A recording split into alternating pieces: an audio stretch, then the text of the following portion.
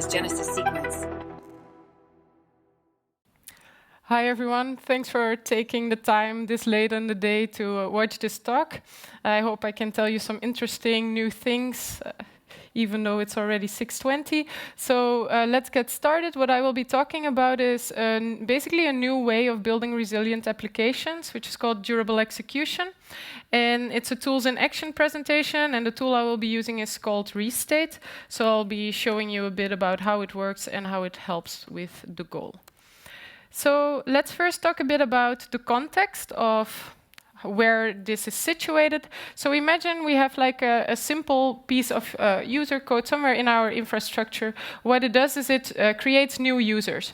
So basically this function gets invoked. For every request that it receives, it needs to first call one API, imagine a user API, which will create the user for us, and then it gives us back a user ID. And then that user ID will be used in the next step to apply a list of permissions. So you can see it a bit like a two-step workflow in which the output of the first step is used in the second part. But so if you also look at this and start thinking about all the ways this actually can go wrong and all the things we actually need to do to make this resilient, you actually already quite quickly see that it's a bit like a rabbit hole to get this 100% reliable. For example, let's do a bit like a thought process of what we would need to actually make this reliable. The first thing that can go wrong is imagine there is an infrastructure failure and our service crashes. What do we need to do? If it crashes when we're somewhere halfway of the creation process, we probably need to do a retry. And that retry logic can, for example, be implemented somewhere upstream in the service which calls this function. If it's like a request-response style of call, or we put it on some message queue. So, okay, we need a message queue there already for making this basically not losing that request when this service would fail. But now that we do the retry, now we also actually need to make sure that we don't recreate the user again. So how do we actually make sure that we're able to differentiate retries from new calls? And how can we do that deduplication logic there to make sure that we know that we already created the user and that we can actually skip to the next step? And even if we're able to figure that out, how are we able to actually get that user ID back? Probably we need to store it somewhere, maybe a key value store. And like this, you already quite quickly see the number of things you need to make this actually reliable. And then we didn't yet talk about like all the more complex ways that this can actually fail. Like imagine, for example, that the request to this function was done as in a request-response way. The service that called this is waiting on the response, but suddenly the connection breaks. And the upstream service thinks like, okay, let's retry this on another node. But actually, only the connection broke, and now we have two functions executing the same logic for the same user, and we'll end up with two users in our system. Like all these kind of things where you get like race conditions, timeouts, partial failures, and for each of these possible ways in which applications can fail, you need another thing in your system to basically make that durable. Like here in the example, a message queue, key value store, also things like workflow orchestrators, schedulers for background jobs. It gets like quite a long list of things. And even though you can write the glue between all these solutions for different parts of the problem, you still end up with quite brittle recovery logic, because across all these systems you need to make sure you stay in a consistent way. So what if we can actually do something about this and take all of the distributed systems complexity out of the function code, out of the user code, and pull it into another system which basically takes care of all the resiliency that we need for this? So that's a bit the premise of durable execution. So the idea there is that you don't need all these extra infrastructure components because code itself would be durable. So what does that mean is that as code is being executed, it actually keeps track of what is getting executed and makes sure that if there's a failure, that you don't re-execute the parts you already did. So what does that mean in a bit more like a detailed way? In the case of Restate, the way it works is you have a server running in your infrastructure, and the server basically receives the request. What it does is it then forwards the request to the function. So the function is running somewhere in one of your microservices. And the way this function then starts executing is by using an SDK. And the SDK basically lets you send progress updates back to Restate. So a little bit like what this would look like is, as we're executing code, Restate gets progress updates about what got executed. So for example, the user ID here would be stored inside Restate. Then the next step is doing the permission. So we get that progress update. And the way that's stored is by basically keeping a bit like a write-ahead log. So Restate keeps track of a log. For each thing that gets executed, it has an entry in the log. And what happens when it goes wrong then is Restate will send a retry request because it will see this request took place, but it isn't fully completed yet. So it will send over a retry request together with the partial progress that was made the last time. So in the previous thing what I showed, it keeps track of that progress. Then when it does a retry, it sends that log over to the service code. And what happens when you see here these ctx.run statements is that basically ctx.run under the hood checks, is this in the log? If it's in the log, I don't execute it and I return the previous value. And if it's not in the log, then I execute whatever is here, the user code. And so ctx.run is one example. There are multiple things possible. I will show a few others later. But so that's basically a bit the idea behind durable execution. So one way you could see this a bit is as if instead of having services and workflows that are basically ephemeral, you turn them into some kind of like durable invocations and durable functions. And the way that looks is you have then like Restate sitting as a bit like an message queue or broker in front of your services, proxying the requests to your services. So why does this work? Basically, you take away a lot of the complexity if you have a single component in your infrastructure which keeps track of the full ground truth of where your application is at any point in time. What it does is it persists invocations that take place, so it keeps track of all the requests that need to be executed. It takes care of making those requests to the service that is right now serving for those. Then it records the progress that the code makes in completing these requests, and it also takes care of doing the retries in case of a failure, for example. And the last thing refers a bit back to the case where you, for example, have like two functions executing the same because we lost the connection to the first one.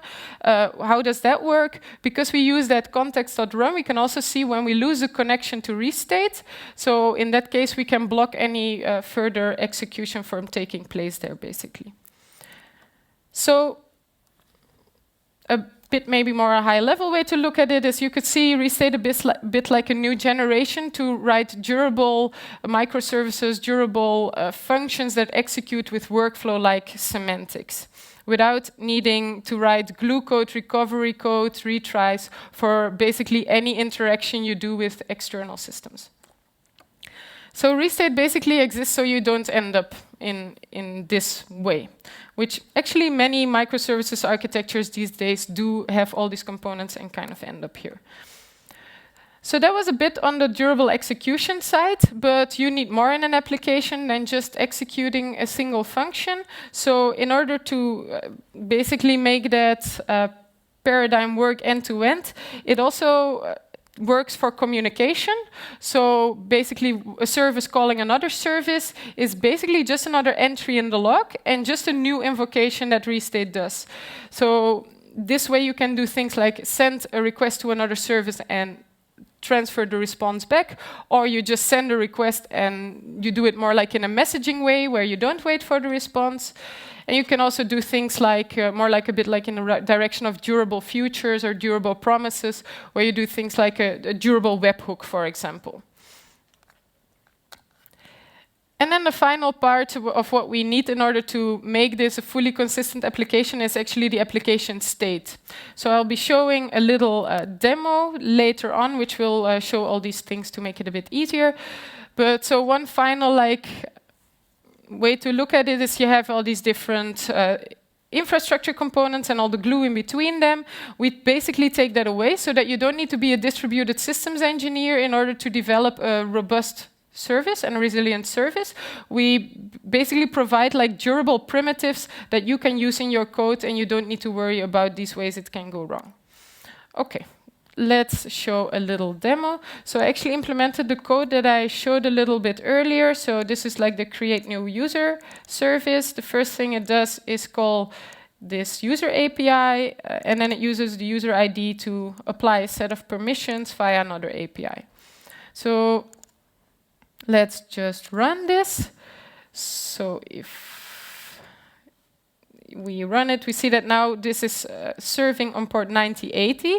So what I did is when I run it, basically it starts an HTTP server, which waits on port 9080 for new requests coming from Restate.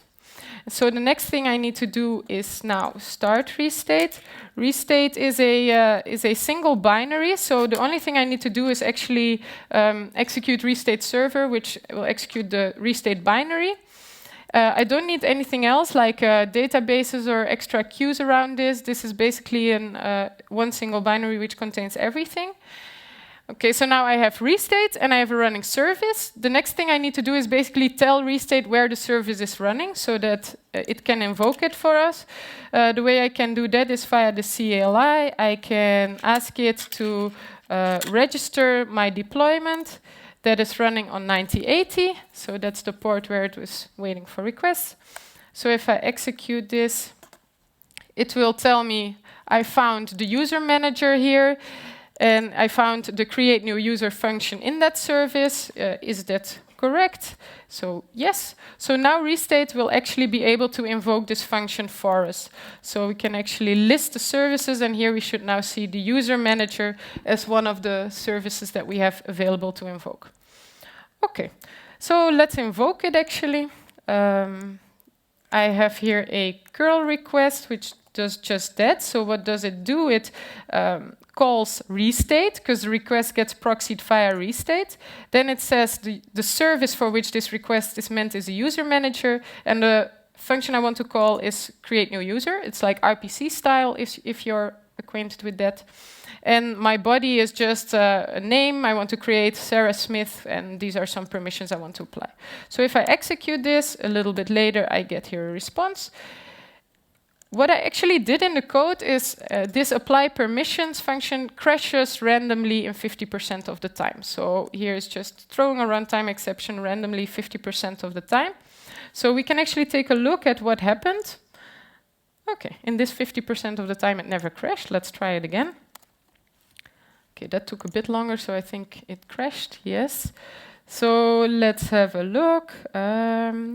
Here we see the start of the invocation. Then we see it created a user with name Sarah Smith, and the ID of the user was AF9. And then we see that a failure happened when it was trying to apply the production permission. Okay, so what we then see is Restate doing the retry. So again, we see start of the invocation. Again, we see a failure. And if we scroll a bit down to where the failures stop, here you see starting the invocation again. So it's the third retry Restate did. And here you see that, that it applied to the permissions successfully.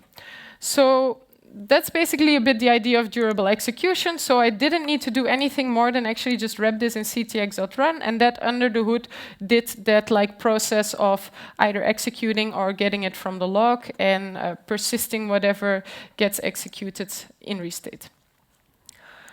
Let's make this a little bit more complex. We can, for example, do something like verify the email address of the user. So I have an email verification workflow implemented that I can call from here.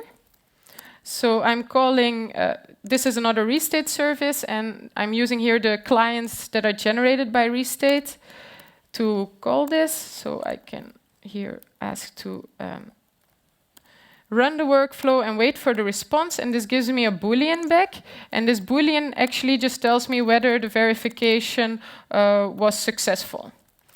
And if the verification was successful, only then I want to actually apply these permissions. So let's move this over to here. So this is now our new create user function. Let's have a look at how the email verification workflow is implemented. So the email verification workflow is like this type of thing, which is, I think, pretty common. You sign up for something, and then it tells you to click a link in an email to verify your email address. That's actually what we're implementing here. So the way we're doing that is we're generating a secret. This secret is a stable secret because it ends up in the log. So if there's ever a retry, this will give us the same secret back as the first time. Then we send an email with that secret in it. And then we wait for the click to happen. So that's actually what this promise does. This promise basically waits for the click to happen. And the way that's resolved is via another function which gets called when we click the email link. So the email link is hooked up to this function, which then resolves this promise in my other function. So this is like an example of how you can do communication, like a bit like durable webhooks, basically. And all of this is like 100% durable because all of this gets tracked in the log. So it's not just whatever gets executed in a function like an API call and the response of that, but it can also be things like webhooks and also timers. So an example of timers could be, if we make this a bit more complex, could be I want to either wait for my click or I want to wait for a timeout of 10 seconds. And if the user didn't click in 10 seconds, then I want to send a reminder. So this is like a little loop that will keep playing until I actually call the approve email for this workflow.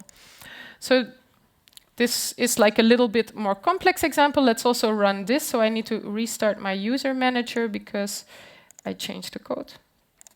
Then I also need to start my email verification workflow. The email verification workflow will run on port 9081. So the next thing I need to do is now tell Restate about this email verification workflow. So that's again Restate deployments register, 9081 this time. Now it's asking me, do you want to add the email verification workflow? Yes, I do. Okay, so now we have this one as well in our infrastructure. Let's now call the create new user function again. This time it will block because here it's now waiting on the click. Let's actually dive a bit deeper with the CLI to see what's happening now and to see what it's stuck on. So I can use the CLI to actually get an ID of what is currently being executed. So you see two things. This is the create new user function that I called, and this is the workflow. And I can actually also describe these invocations to see what's currently in the journal. So let's first do that for the create new user invocation.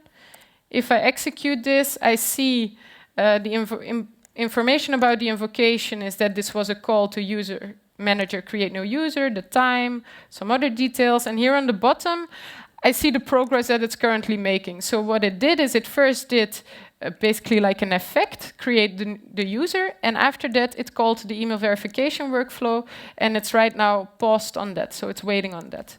So I can then also look at the workflow itself and see what's currently happening there. So again, restate invocation describe. So for this one, the journal, like the log, is a bit more complex. I see here, this is my email verification workflow. It got invoked by create new user. And I see here, right now, I sent the verification email, and I'm already doing like around 7 loops of sending a reminder or if I haven't received a click yet. And right now, it's sleeping for another 5 seconds until it sends the next reminder. So let's resolve the click. I didn't implement the full email sending, so I'm just going to do it the easy way, which is via another curl request. The way I can do that is just calling that approve email function, basically, and supplying the correct secret. So the secret, I need to copy that one over from the log. So here's the logs of the email verification workflow, and I see here sending a reminder for this secret. So if I copy this one over and execute it like this, and now I should be able to see that my invocation to the email workflow has now been completed with success. So yeah, this workflow has now been completed successfully. And we see also that the call to create new user is gone. So that one is also completed now. So that's a small demo of what it looks like and what you can do with it and the type of resiliency that it gives, the type of things you can implement with it. Maybe one extra thing there that you can do is keep track of key value state. So what you could do is, for example, have a durable state machine in which you keep track of like some key value pairs for your service that you want to keep like track of. The way you would do that is actually by using ctx.get and ctx.set to just basically create them as entries in the log. I have a little user object implemented, which to just quickly show what this means. Like what you could do is, for example, have something like a digital twin pattern where for every user you have an instance living in Restate, and that instance has some state attached to it and some functions. And basically, for every instance of this user object, I have like access to that isolated key value state, which is fully consistent with the progress of my code. So I'll never be in a state where I'm not sure if I already updated my key value state store. So I'm not sure actually if I still need to do this on my now that I'm retrying or not. Like all these kind of complexities. Okay, so that was a little demo, then maybe a little overview of what we actually implemented or showed. So basically, what I showed were like durably executed functions as opposed to writing manual retry logic and partial progress recovery. I showed how to call another service, like the one service called the email verification workflow. That's an example of like RPC or messaging. I also showed an example of webhooks as opposed to needing a message broker or a message queue, retry logic, and guarding against all the things like timeouts and race conditions. Then there were like the timers that you can set as opposed to needing things like workflow orchestrators, schedulers, etc.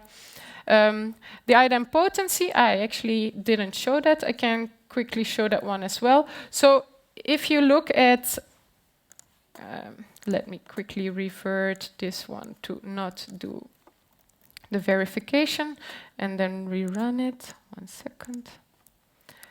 So if I do a call to this service, it returns me the user ID, right? So ideally, I want for each user to only execute this one time. So what happens when I execute this? The first time I execute the request for Sarah, I get a user ID back, which is F6E. The second time I execute it, it's a different user ID. But what I can do in order to get idempotency for all services out of the box is by just adding a header, an idempotency key header. So that would look like this. Here, the only thing that's different between these two is this line. So I added an idempotency key header. And now if I execute this again and again, I will always get A5 back. So without writing any deduplication logic, you basically get idempotency out of the box for free. And then the final thing was like the key value state. All right, so the server, what is it? It's an open source framework in the sense that it has a BSL license. So the Restate server has a BSL license, meaning you can use it for production use cases, but you cannot use it for Restate as a service. So for most use cases here at Devox, I think that still is sufficient. It's a single binary, meaning that I don't need extra databases or queues to make this work. It's written in Rust, and it's basically like a consensus algorithm which makes sure that every progress update it receives is persisted. It's self-hostable, so you can run it on Kubernetes. We also have a cloud version, Restate Cloud, if you don't want to host it. This might be, for example, interesting for like serverless use cases where you don't want to host a Restate service. Currently, we support TypeScript, Java, Kotlin, Python, Go, and Rust. So the SDK I showed today was Java. You can also try any of the others. All of them have an MIT license. We have actually added 3 of these in the last 3 months, so we are definitely looking for feedback on how the APIs feel. So if you want to try them out, like, we'd be really interested to hear what you think about them. The team behind Restate is the same team which created Apache Flink, if some of you are aware of that, or at least some of the people who created Apache Flink. And we also have some of the lead engineers of the messaging infrastructure of Meta. So we're using a bit of the experience we had of previous systems we've developed to basically design this and to solve some issues that are today pretty hard to solve without a component like this. Maybe to finish up, a few examples of what kind of use cases you can actually use this for. So the first thing that comes to mind is a bit like the payments, financial types of use cases where you really want to be sure that when you first withdraw and then deposit, that you only withdrew one time, that you only deposited one time, like all these kind of like more transactional type of use cases. But also things like, for example, where you have like a lot of interactions with external systems, like you want to call some API, then interact with some legacy system, then you have a webhook to wait for human approval, like these kind of more like workflow-like things, sometimes with webhooks or with human approval. A third example is durable actors. So I showed that virtual object where you can basically keep also some key value states and have some functions that basically lets you implement things like digital twin patterns or durable actors. Another example is more like the AI space. So imagine something like an LLM chatbot where you want to keep track of the session history, maybe schedule some tasks if the user asks, for example, to do something. Or orchestration-like workflows to do data ingestion and training. We also are able to basically invoke services over Kafka. So that's what the event processing use cases are a bit more tailored towards. So use cases where for every event that you see on Kafka, you want to execute like some complex control flow or some workflow-like logic. And then finally, any type of use case for which you get a lot of retries or a lot of timeouts and this kind of things, like, for example, infrastructure provisioning, where you want to wait till something is up, or if it's not up yet, then try this again in 5 minutes, all these kind of things. So yeah, that is more or less it. We have here a booth as well, so if you have any questions or want to see other demos of other types of use cases, you can just come by the booth and give any feedback or thoughts, or we can just chat. We also have a intro session in a few weeks in which we'll basically in 1.5 hours develop an end-to-end application. I think it will be an e-commerce application, so it will basically be like keeping track of a shopping cart, then starting a checkout process. So if you want to join that, you can register on Luma Restate Dev or scan the QR code. That was it. Thank you for listening.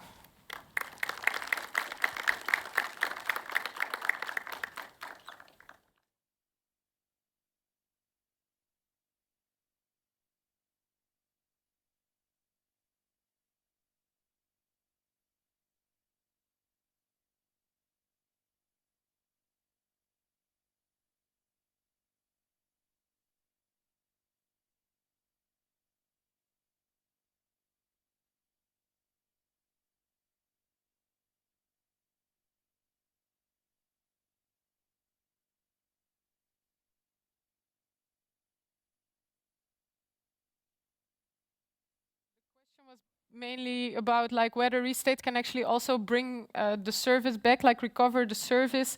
No, that's not. We will try to keep doing the request until the service is available again. So we will keep trying to send requests to the endpoint until the service is available again. Yeah, that's when you're inside the flow, but like at the very start of the flow. Mm-hmm. Does someone else have to do that, like retry? So what I'm asking is, can you only recover when someone else retries, or will you recover automatically? So when we receive a request, we will make sure that that request will get executed. We will do all the retries for that and the recovery. Like basically, once you get like the acknowledgement that Restate has received the request, then you can be sure that it will get executed. Yes, we will retry infinitely. You can also set the retry policies that you want there. Yeah. In some cases where you wouldn't want to retry infinitely, you can also write like a type of control flow where you throw a specific type of exception. We call that a terminal exception. And in that case, you can like fork how you want to handle those cases. Okay. Perfect. Thank you. Any other questions? How custom are those retries? Let's say that you want to have a circuit breaker, that you don't want to have rogue retries that goes against one of the service that might be swamped. Is there a way to handle those in gracefully? Say, okay, try a few times, but then stop if you have the signal packet. So at the moment, the default retry policy is, I think, with exponential backoff. So it retries less and less. We don't at the moment yet have like much more customization beyond that. If there is a use case for that, we basically plan our roadmap and the new features we roll out based on what users ask for. So if that's something that like is important to some use cases, we can definitely like make configurations like that possible. Yes, but right now not yet. Thank you. Mm-hmm. What other language do you want to support in the future? Okay, so the question is, which other languages do we want to support in the future? So the way we implement the SDKs at the moment is we have a shared core. So basically, the way an SDK looks like, it has like a big state machine in it, actually, which checks either I'm replaying or I'm not replaying and I'm executing right now. So we made that basically a shared core built in Rust, which we can reuse for different languages. So that's the way we basically made the last 3 SDKs, Go, Python, and Rust one. So I think that will speed up rolling out new SDKs. I think right now we have 6. I think we cover quite a lot of use cases right now. It's a bit the same as with the previous question. If there's a big amount of requests for a certain SDK, then we probably will spend the time on that. I think one for which we get a few requests is .NET right now. But besides that, maybe few Ruby requests, but I think we have the most, like the most important ones that we want to focus on for now are these. Yes. Yes?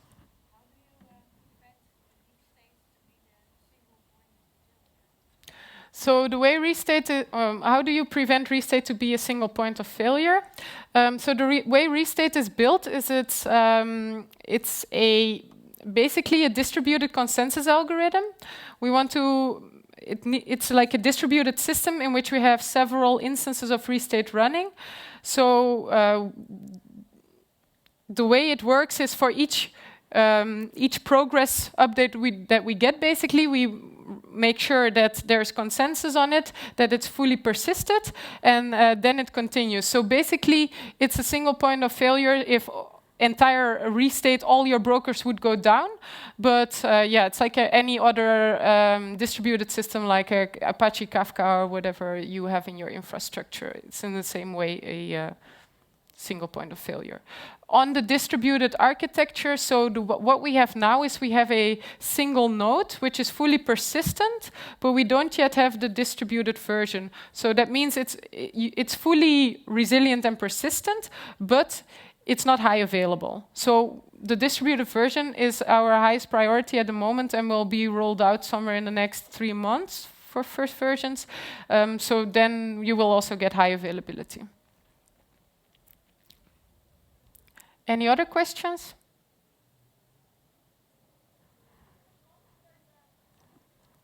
No? Okay, then I wish you all a very nice evening and yeah, always welcome to come by the booth. Thank you.